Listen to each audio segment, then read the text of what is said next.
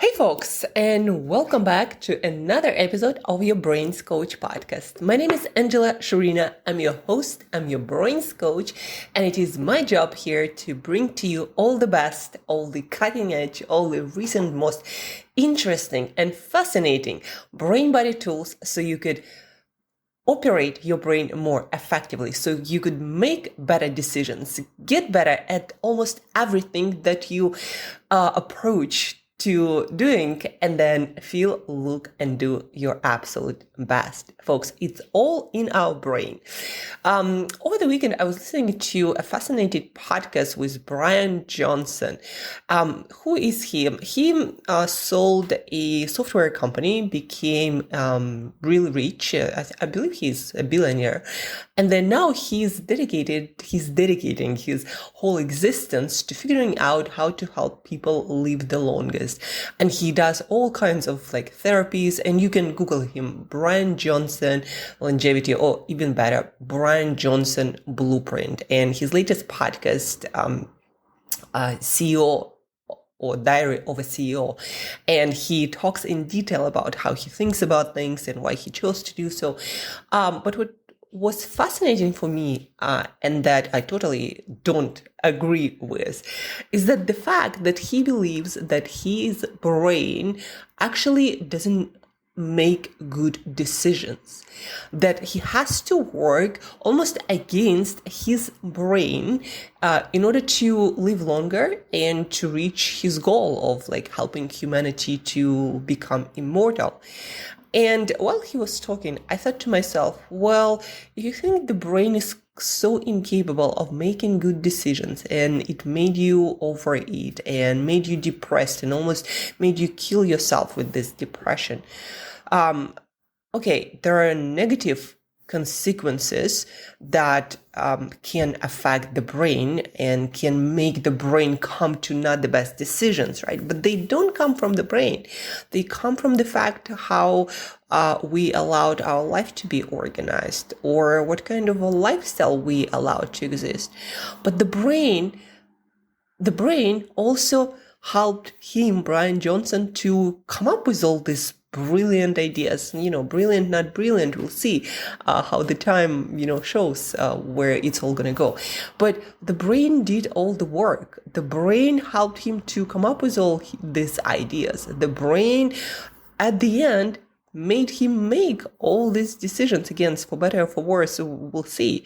But the brain always does its best job in any given environment with when reading internal and external information, your past and present and possible future experiences. The brain does its best job to create the best possible outcome based on the information.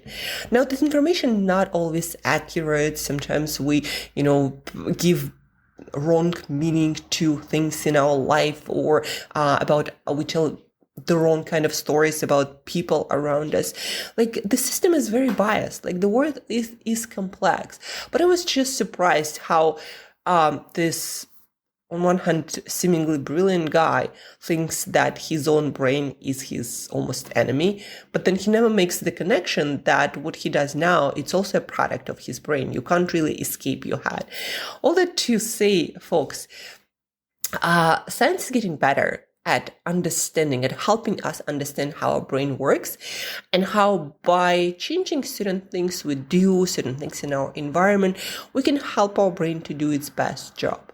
Now, the system is not foolproof and it makes mistakes, but I believe it's because life is complex. There is not always almost actually in every situation, there is no right answer and the perfect outcome, or it just never gonna happen, that perfect outcome. There is always something that is slightly off, etc. But the brain, I believe it's the best tool we have to deal with the uncertainties and complexities of life. I just felt it was such an interesting conversation, but also made me think how everything is byproduct of our brain, whether you want to agree with that or not. You can't get out of your brain and start somehow thinking outside of your brain. It's all still going to go through your brain.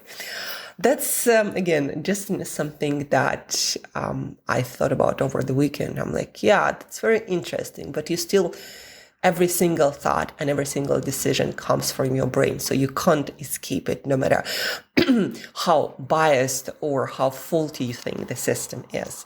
But that being said, again, we have more and more research and science telling us, showing us that if you want to have more successful outcomes, if you want to be more in control of your brain, if you want your brain to be, for example, more goal-oriented, helping you to achieve, to come closer to the results in life, in business, in fitness, and health pursuits, there are better tools. And the purpose of this podcast and my personal purpose and mission, my personal purpose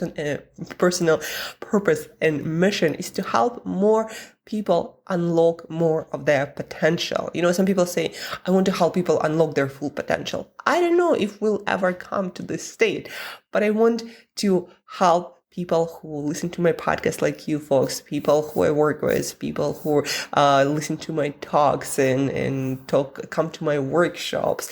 I want to share with people tools that I'm learning that are helping me to live a better life. Again, not perfect. Nobody and nothing is ever going to be, probably, but better. So today, folks, as you guessed from the title of this podcast, we are talking about flow state.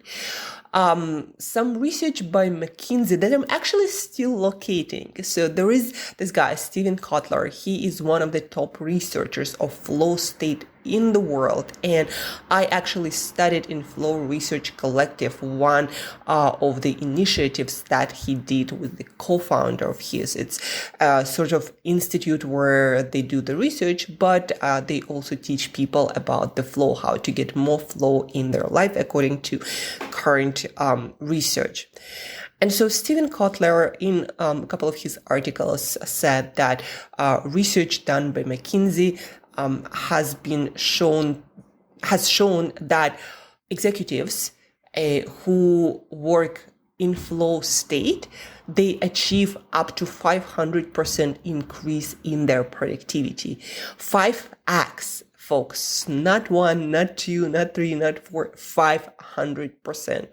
Obviously from the research, you cannot stay in flow state continuously. It's a very demanding state.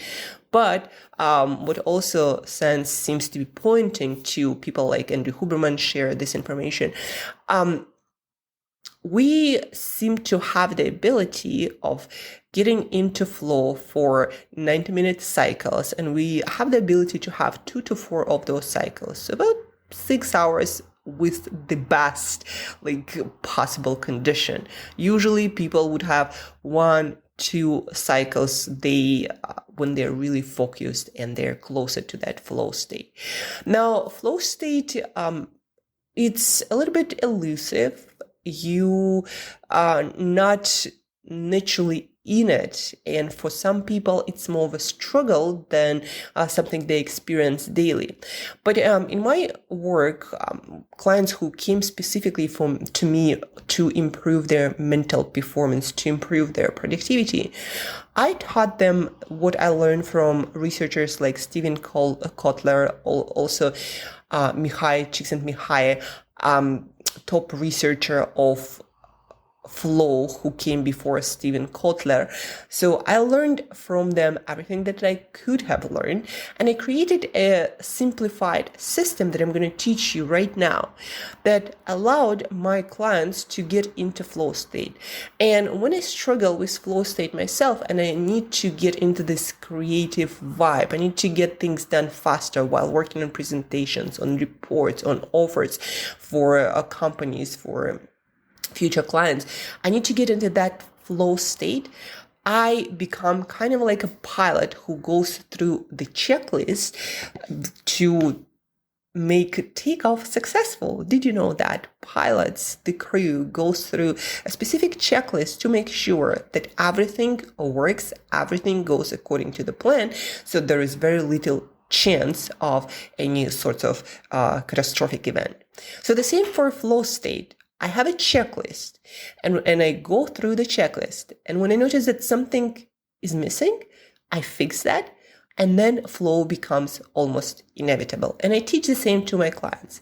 Now let's start with perhaps something that a lot of people struggle the most with. And that is the state of focus that has the other side is distraction management. When I work with my clients, and folks, take your notes, we are beginning to create our flow state recipe, our flow state formula. So step number 1 is create the condition of indestructible focus and no distractions whatsoever. I like my clients to ruminate on that, to imagine that cave environment. I tell my clients, imagine like you are in a cave. There is no one and nothing allowed, and you have only one incoming data stream, and that is, I don't know, your screen or whatever you work on right now. That's the only thing you have in with you in your cave. Like if you do your writing, that's, your computer, and the computer ideally doesn't have any apps, notifications, even internet. If you work on your writing, just put it in the airplane mode and keep working. So imagine that cave. You are in it alone, and the walls of the cave are thick, and there is no incoming cellular signal. You're literally there alone, you and your work. That's the kind of environment that is the best for focus. In research, it has been shown that also for a lot of people, having like a hoodie on, but a hoodie on, something that simulates, horses when they're outside. They put blinders on their eyes so they're not scared, not distracted by everything that is happening around them. So they just keep going straight wherever they need to go. So you create the same kind of blinders for yourself, just putting that hoodie on and creating the environment, like staring at a wall that is white wall instead of maybe a wall with a ton of pictures, or maybe some artwork. Maybe if there is one artwork, it's okay if it's not too busy.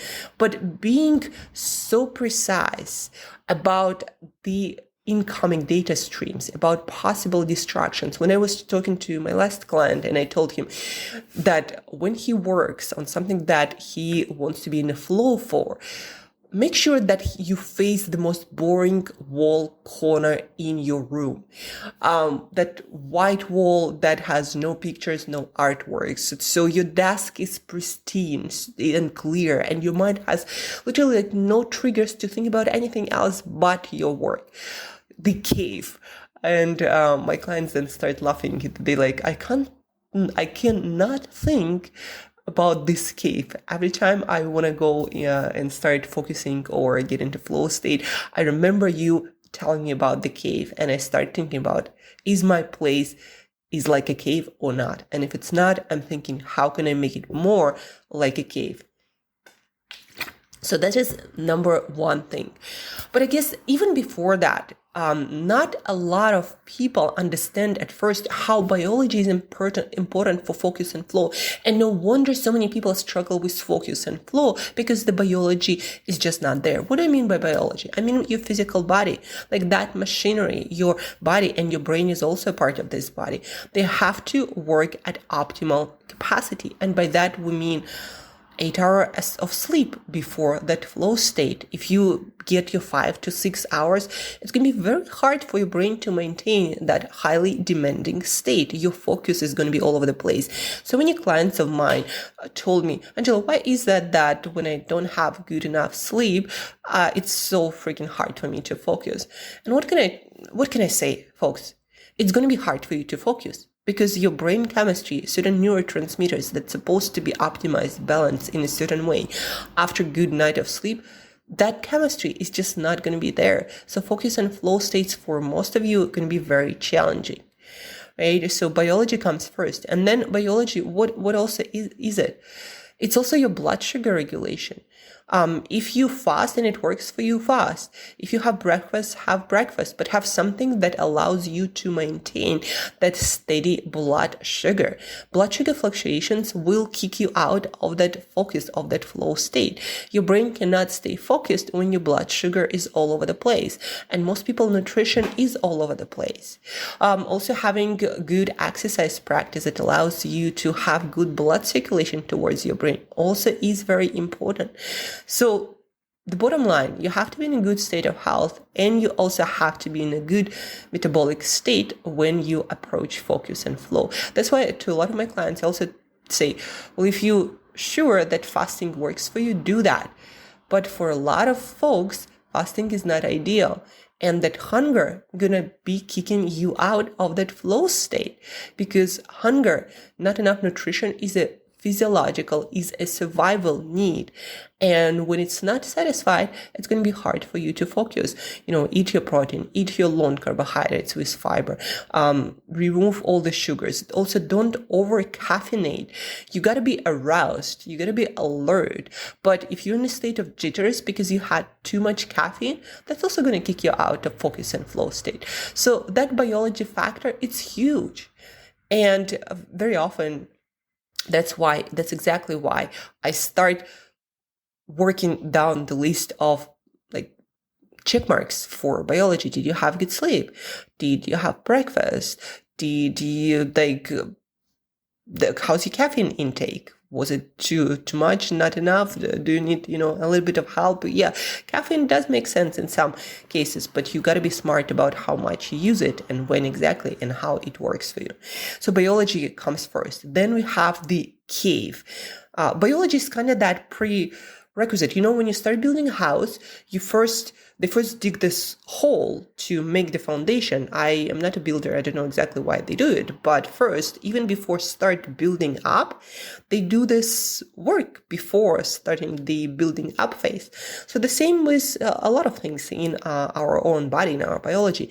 If you're still got to take care of the preliminary steps, the stuff that comes before, and that is taking care of your biology, of your sleep, of your nutrition, of your regular exercise practice to make sure that your brain body work well.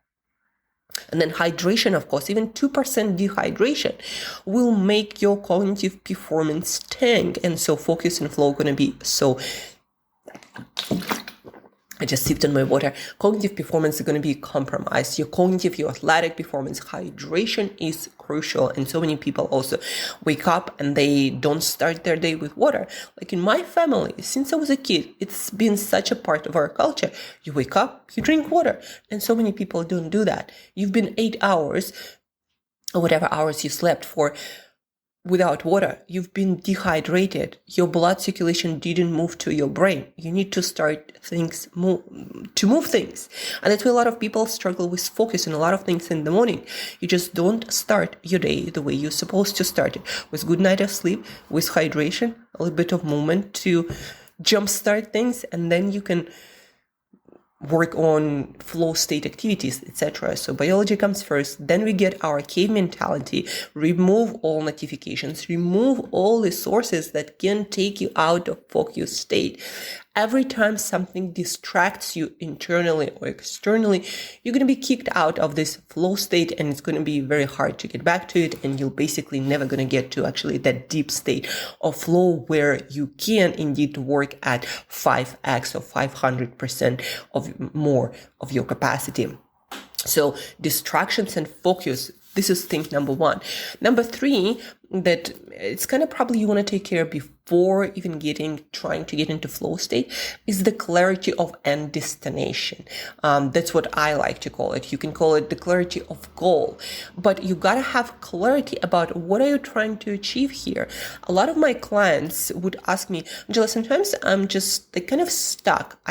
I'm trying to focus, I'm trying to get into flow state, but I'm not getting there because I have this task, again, maybe creating presentation, or I need to code this piece of software. I work with a lot of coders and developers, and I don't have clarity. Everything is kind of all over the place. Where do I start? Like so many things to take care of.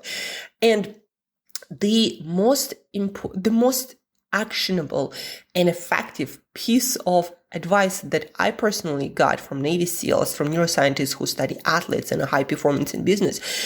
Break things down till it's so clear you cannot stop yourself but taking the next step. Break down the task, break it down, make the first step so simple, so clear, that it's almost impossible to not start taking action. And that's how you also prevent overwhelm from complex tasks. Break it down and focus only on the next step. And then usually while doing the task, the next step will appear and it's going to become clear. And also, besides clarity, right? We have our biology. Again, we're going to repeat it many times, the formula biology. We get our cave and total focus, no distractions, and we have clarity of goal. So clarity of goal, you want to understand, it doesn't have to be precise, meaning you don't have to have a very precise outcome. You just have to have clear goal with where to start. You can make mistakes, you can adjust, you most probably will, but you gotta be clear first. What it is I'm trying to achieve, step number 1? What is the destination there? Like maybe the title of my presentation, maybe a draft of what I need to write down in the report for my client. Just the draft, not like the final version and everything that could be there. Just the draft, the first thoughts that come to my mind. And then I'm gonna take it bite by bite and work on each individually, right? If it's a piece of software, okay, like what's the first step? What's the first module that I can start with that's going to put me in that flow state? Clarity of that step, clarity of the goal is very, very important. If you have no goal, if you have no destination, it's impossible to get into flow. Flow state is a very goal-driven pursuit. In fact, you gotta have quite a lot of dopamine in order to get into flow state and stay in flow state. Now, dopamine is never released when you have no goal and no potential reward. Like, not gonna happen. Flow state doesn't happen without dopamine. That's why things that can actually boost dopamine, like music, for example, the most reliable way to boost your dopamine. Caffeine, by the way, also works on dopamine receptors. So that's why they're so conducive to the flow state. But you want to understand that without goal, there is no dopamine. And without dopamine, there is no flow state. So goal, your destination, break it down.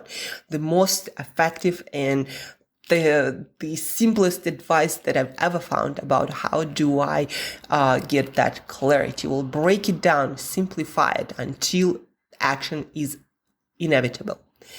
So we got our biology, we got our cave, we got our destination. The fourth thing is constant feedback. What it means is you gotta feel there gotta be some indicators of your progress. Again, dopamine is crucial for your continuous flow. And without sense of progress, are you moving towards the destination? Are you moving away? Where are you? Without that feeling of moving towards and closer to your goal, your dopamine, again, just not going to be there. When your brain starts to feel that you are moving nowhere with your actions, with your effort, you're going to lose the dopamine, because dopamine does not want you to waste your energy, and you're going to be kicked out of that flow state, of that focus state, until you find something where you can actually get that reward. So there has to be some progress. And that's why, folks, we're going to go to the step number 5. It's so important to find the activity or design your activity. And I believe this is more of an art than a science. You got to find the activity that is slightly over challenging, but doable. So let me explain on the example. If you were to play Tetris, you always start from the easiest level and you work your way up. Now imagine if you start playing Tetris and I dropped you into level, I haven't played Tetris for a while, but let's say it's level 30. Or if you play Super Mario and instead of level 1, I'm going to drop you into level, I don't know, again, 30 or 40. And you have all these challenges, but you have no skills. And you just die and die and die. You just lose and lose and lose. And there is no forward momentum. There is no progress. And what's going to happen? You're going to lose interest really fast. And you're going to quit really fast. And there's not going to be any focus of lore or addictive properties. But that's why the game designers design game experience that way, that the next level is a little bit of a challenge, but just challenging enough to keep you going, to keep it interesting, but to keep you playing. If they were to make it too complex, level after level, a lot of people would drop, because we people are reward-seeking machine. Our brain is tuned, is designed that way. It's always looking for rewards. Well, to simply make sure we survive. We don't waste energy on things that don't bring back return on investment. As simple as that. Just think about that. Game designers figured that out a long time ago. That's why games are so addictive and so interesting. There are other, things about game design, but you want to understand that it has to be challenging, but only slightly challenging. If it's too challenging, like you start working on a presentation that is so above your level, maybe on a pitch deck for some high-tech company, I don't know, and you don't understand anything. So even the first step, it's like, I don't even understand what's the smallest bite. I can't even bite that off, and you'll quit. Or, you'll ask for help, you'll delegate that because it's just so out of your realm of possible actions of things that you can do. So this is the most important and I guess less defined and more of an art than in science, finding that state of a task that is challenging, but challenging in a way that you can do it. And it also has to be not boring. A lot of my clients would also tell me, Angela, but what do I do if the thing that I have to do some auditing, some software bug reports and fixing some mistakes, you just go through this stuff over and over again. There is nothing really interesting. It's very mundane and boring, and you can't really get into flow state. That's what research also shows with the boring stuff. What do I do next? And I give them a few strategies. Temptation bundling, maybe listen to your favorite music while you do so. That will help your brain to enjoy the process more. It will release the dopamine more. And temptation bundling is all about doing two things simultaneously. The thing that you need to do, like checking your app for bugs, and the things that you like to do, maybe drinking your favorite beverage and listening to the music, if that's, conducive to the process. So that's how you bundle what you need to do with what you like to do. And that's called the technique called temptation bundling.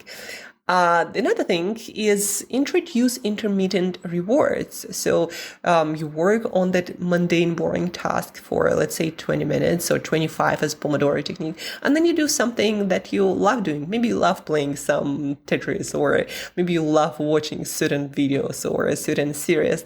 Introduce that reward that your brain gonna be looking forward to.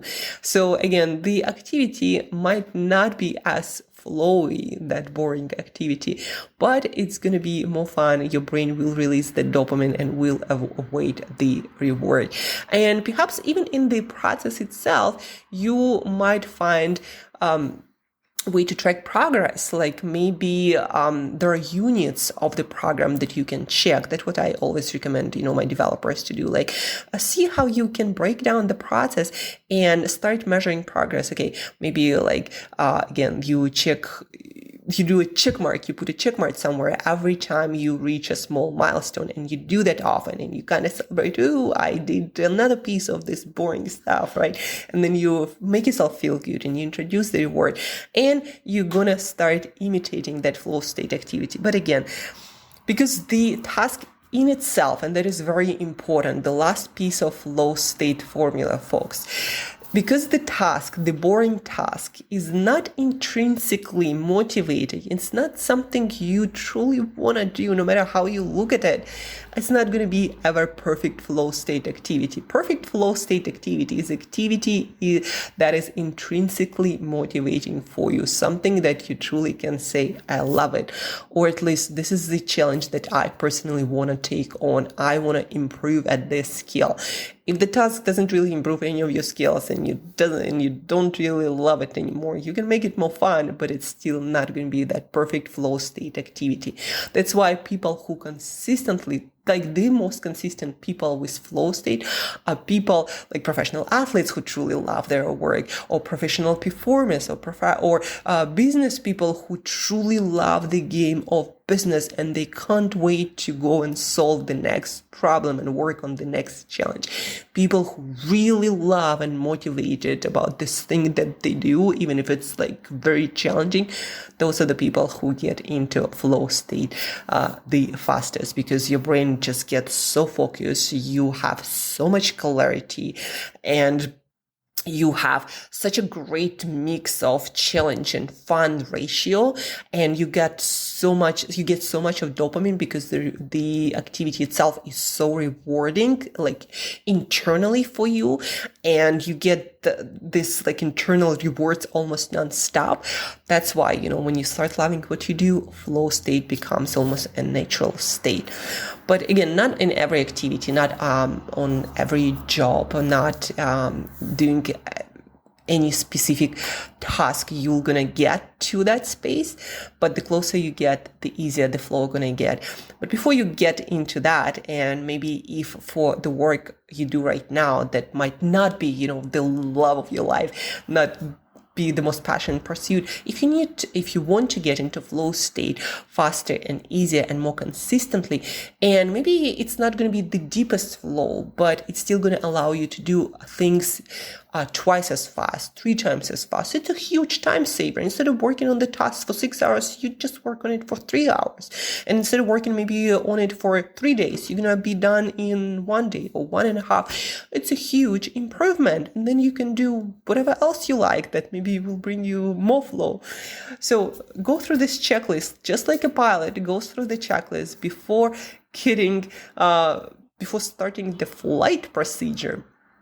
You do the same and you'll be surprised but how much more productive you're going to get and how much more flow you're going to get in your life. So let's go through the checklist. First of all, get your full night of sleep and make sure that you're not hungry, don't want to go to the bathroom, not cold. So when you think about your state, you're calm, alert, and not disturbed by anything physically. But again, if you just don't get enough sleep, don't exercise, a lot of things are not easy, quick fixes. You kind of got to have a lifestyle to support that flow state, that, brain state that is one of the most demanding. A healthy brain that lives in a healthy body goes into flow state much easier. So first, biology. The second thing, cave mentality. No distractions are allowed. If you still have notifications, waiting for a call, need to take care of errands, your flow state not going to happen, because flow state can only happen in a state of deep focus. The third one, clarity of your goal. Where are you heading? What's the destination? What is the result that you're trying to achieve here? If it's overwhelming, not clear, fuzzy, break it down, simplify it. Simplify it till you are at a point where you want to take action, where it's so freaking clear you cannot wait, you cannot stop yourself from taking action. The activity has to give you feedback. You have to feel whether you're moving forward, whether you're moving nowhere. It's very crucial for your brain chemistry of flow state. It's very crucial for your dopamine. This is essential for continuous flow state. So feedback, it has to be in the task. You have to design certain milestones on certain progress indicators if the activity itself, like for example, what am I talking about here? Well, if you play a game, you kind of have your indicators. You're either progressing or you're dying. If you do rollerblading, this is my favorite activity that I urgently need to get back to, need to get my rollerblades. Rollerblading, you either flow and you go and you have a great experience rollerblading, or you fall or if you're working on some skill or a trick, then it's also you either do it or you don't, you fail, and you have these progress indicators. That's why sports are also so amazing for getting into flow state. You get immediate feedback, whether you're doing it right or not. You either, progressing or falling, getting better or getting nowhere. So feedback, very crucial for flow state. And then it kind of, another sip of water. Keep yourself hydrated. Don't forget about that. Challenge skill ratio. So this one is a little bit on a tricky side. The activity has to be slightly challenging, like the game of Tetris. You cannot jump into level 30. First, second, third, slightly challenge. They say it has to be 25%, about 25% more challenging. But in real life, it's hard to say when is that 25%. You just gotta feel like you're challenged. There has to be like this tension that you feel, almost a little bit of anxiety. There is some adrenaline in your blood when you're in the flow state, but not too much that you almost feel like quitting. When you feel like quitting, it means it's too challenging. Break it down. The solution to that, break it down when you feel too challenged. Start with an easier task and then work your way up. Start with an easier task. In most cases means break it down. Find a simpler step that will move towards more complex tasks. So break it down, right? Challenge skill ratio is crucial. Again, otherwise your dopamine level drops and you are dropped out of flow state. And the last but not least, this intrinsic motivation. The activity has to be internally rewarding. There has to be something in it for you. If it's boring you out of your mind and you don't know why you do it, well, you gotta either find that reason, find the part of the process that you actually love, or just figure out how to introduce some rewards in the process and be okay with the fact that this activity specifically might not ever get you into flow state. You just can't force yourself to love certain things, but you can get better. Again, this temptation bundling and introducing rewards at certain intervals to make it interesting for your brain, and that all can make it work. In my career I study a lot, and some things, like right now I'm reading a book about team performance, and it's not written in the most interesting language, a lot of technical terms, but it's very good material, and when you put it into practice, it's actually very book that can bring a difference into my work. And so knowing that and then thinking through situations where I can apply these skills helps me to get through this very boring book and also because I'm intrinsically motivated, I know this is for the career that I love. That's why I'm sticking with it and I'm going through it. And when I started reading yesterday, an hour went by and I'm like, oh, it's been already an hour. I didn't even notice, right? When you find that motivation, and the book is a challenge, but not too challenging. When you find that motivation, get back to this idea, a lot of things that might otherwise be boring will become the most interesting things, because your brain actually knows that this is gonna move you closer toward things that you love in your life. And so once you find that connection to what truly is important to you, you might find yourself in the flow state without even thinking about that. And plus it was evening, nobody was bothering me about anything, so I was in my cave and it was just the perfect skill challenge ratio, and I had a good day that didn't, drain any of my mental power, and my biology was on point, and everything just aligned. And that's when the flow state happens and you lose a track of time and you go through things much faster. So here you go, your recipe. Let's recap real quickly. Biology first, go into your cave, ultimate focus, no distractions, clarity of goal of your end destination. You gotta get feedback. Are you moving closer? Are you moving nowhere? Challenge skill ratio. You cannot drop into level 30 from level zero. So challenge skill ratio is very important. And internal motivation. You got to figure out why this is important.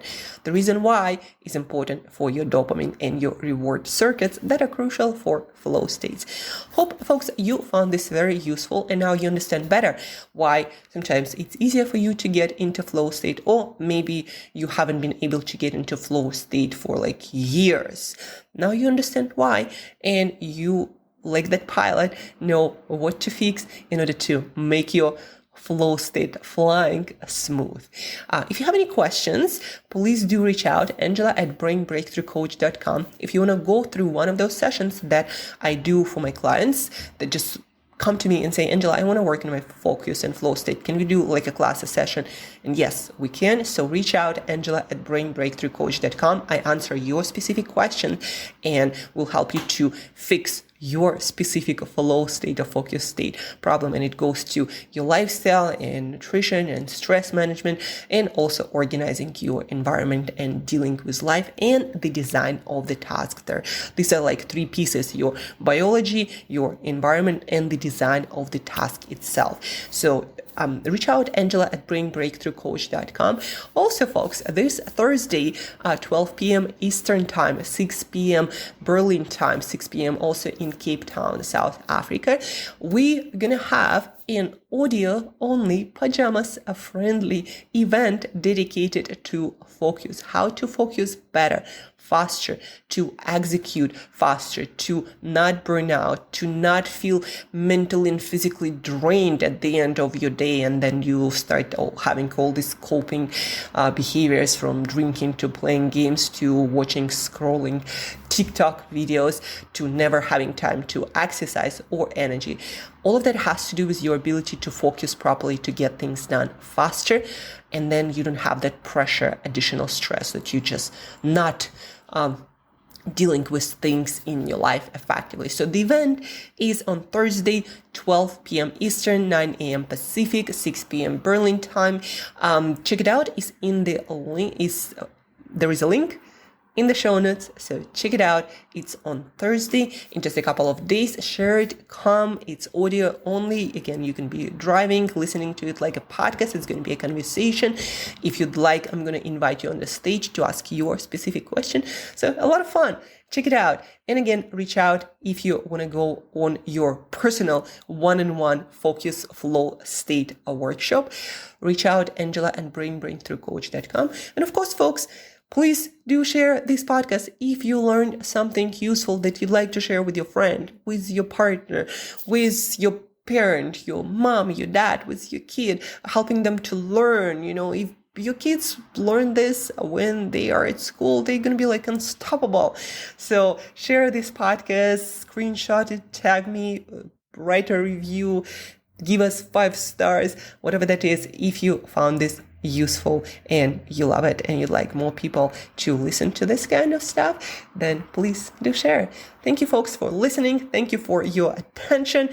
Get into flow state, get things done, and have an awesome life experience. Have a great Tuesday, and I'll talk to you very soon.